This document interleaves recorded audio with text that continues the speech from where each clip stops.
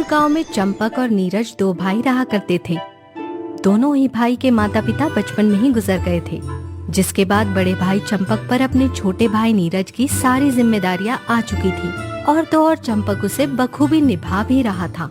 चंपक गांव के ही जमींदार के खेतों में मेहनत मजदूरी का काम किया करता। पूरे दिन सोया रहता है या फिर अपने आवारा दोस्तों के साथ घूमता रहता है? कोई काम भी कर लिया कर। भैया, अगर आपकी तरह काम करूंगा तो एक दिन मेरे बच्चे मुझे ये कहेंगे कि बाप को देखो, जिंदगी भर मजदूरी करते करते मर गया।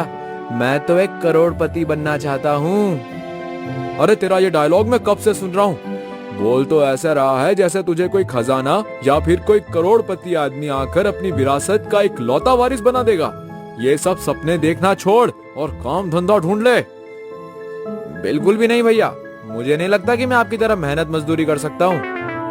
चंपक अपने छोटे भाई नीरज को हमेशा ही काम करने के लिए कहा करता, लेकिन नीरज को अपने भाई की तरह घिस कर गरीबी में नहीं जीना था, बल्कि वो एक बार में करोड़पति बनने का सपना देख रहा था।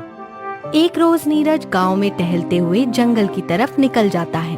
तभी उसे जंगल में एक खंडर हवेली दिखती है। ये हवेली बहुत समय से देख रहा हूँ। क्या मुझे इसमें एक बार जाना चाहिए?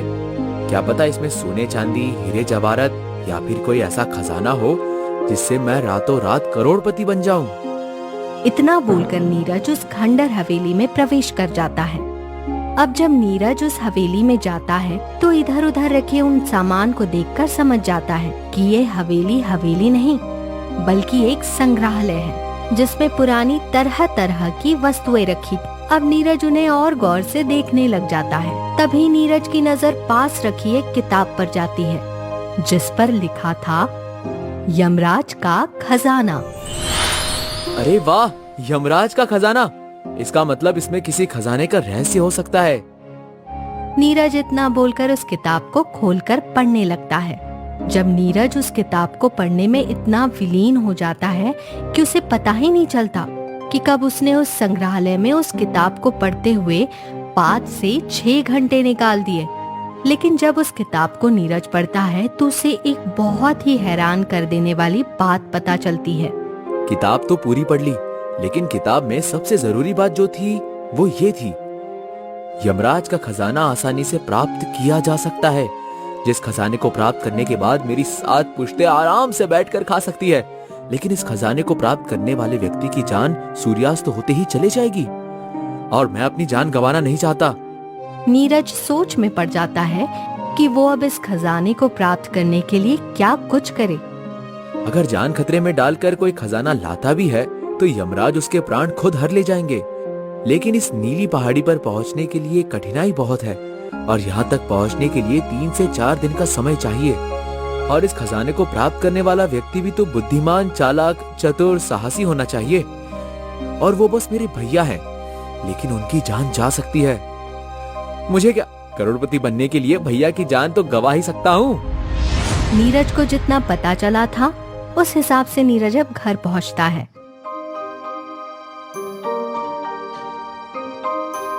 तो वो देखता है चंपक कुछ देर पहले ही घर आया है और वो हाथ मुंह धोने में लगा हुआ है। तभी नीरज अपने भैया के पास जाता है और उससे कहता है, भैया, मुझे आपसे बहुत जरूरी बात करनी है।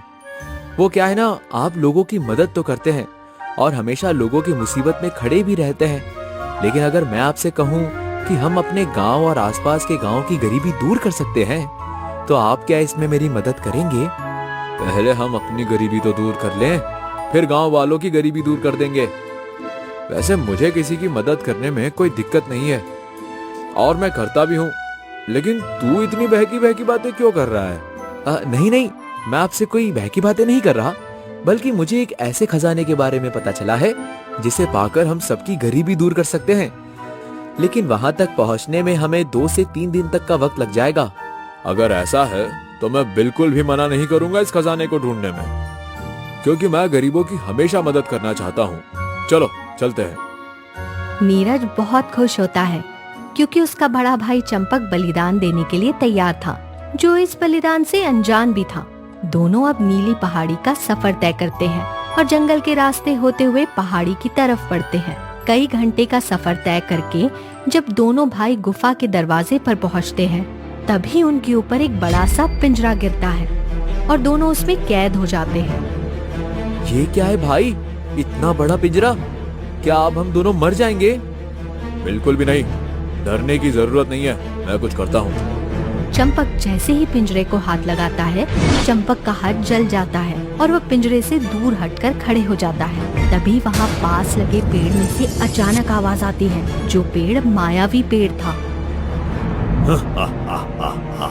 यहाँ से अंदर जाना मुश्किल ही नहीं, नामुमकिन है। लगता है तुम दोनों महामूर्ख हो। इस गुफा में जाने से पहले तुम्हें मेरी पहेलियों को सुलझाना होगा, जो आज तक कोई सुलझा नहीं पाया।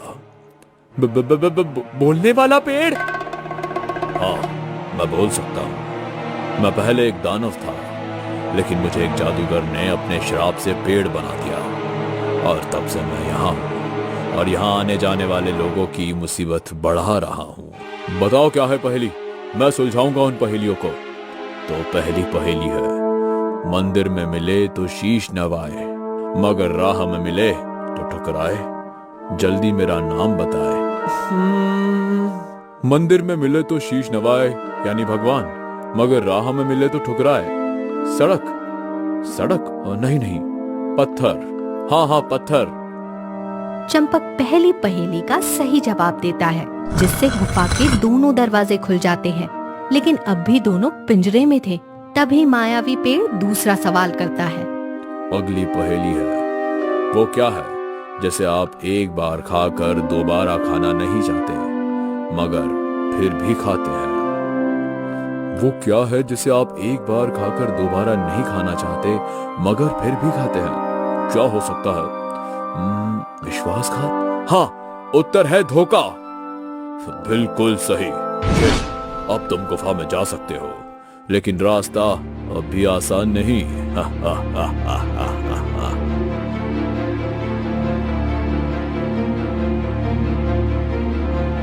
नीरज और चंपक अब आगे बढ़ते हैं। जैसे ही दोनों गुफा में प्रवेश करते हैं, उन्हें तेज आंधी का सामना करना पड़ता है। दोनों उस आंधी से डरते नहीं, बल्कि उसका डटकर सामना करते हैं। नीरज एक पल को घबरा जाता है, लेकिन चंपक अपने भाई को हौसला देते हुए उसका हाथ पकड़कर उसे आगे ले जाता है। कुछ दूर चलने के बाद आगे पानी ही पानी नजर आ रहा था। ये देखकर नीरज खुद से कहता है, न जाने इस खजाने को पाने के लिए भाई के साथ मुझे भी मरना ना पड़ जाए। इस नाव में बैठो, मैं चलाऊंगा। मुझे नाव चलाना आता है। असल मायने में मेरा भाई ही ऐसा काम कर सकता है। बुद्धिमान, साहसी, चालाक, चतुर सब होने के बावजूद भी हर काम करना जानता है। अब बताओ, नाविक भी है ये।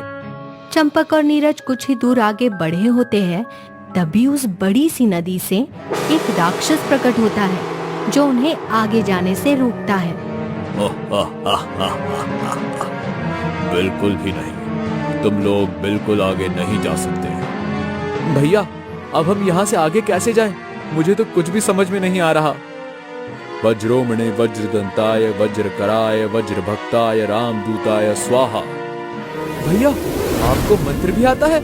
चंपक के मंत्र पढ़ते ही वो राक्षस पानी में विलीन हो जाता है और दोनों भाई आगे बढ़ते हैं। अब नदी को पार करने के बाद जैसे ही वो आगे बढ़ते हैं,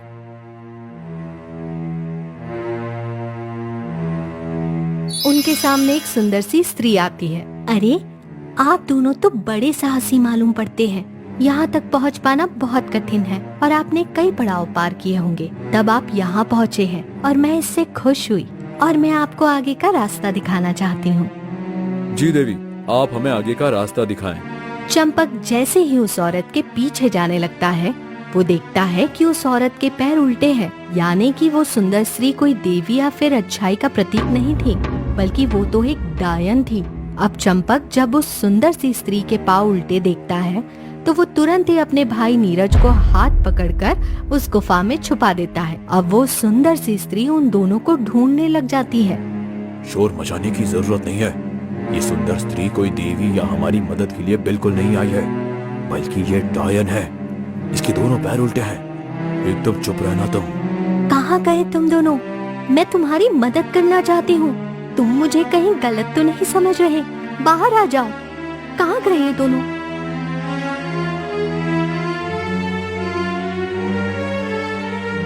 किस सोच में हो भैया? ये डायन है। इतनी सुंदर औरतें ऐसे कैसे धोखा दे सकती है?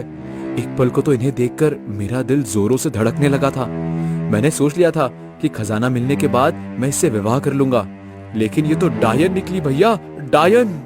अब दोनों आगे का रास्ता तय करते हैं, लेकिन दोनों के रास्ते में अभी और भी मुसीबत थी। जैसे ही दोनों कुछ दूर और आगे बढ़ते हैं, खजाने की रक्षा करता हुआ उन्हें एक शेर दिख जाता है जो नीरज की तरफ बढ़ता है और उसे घेर लेता है।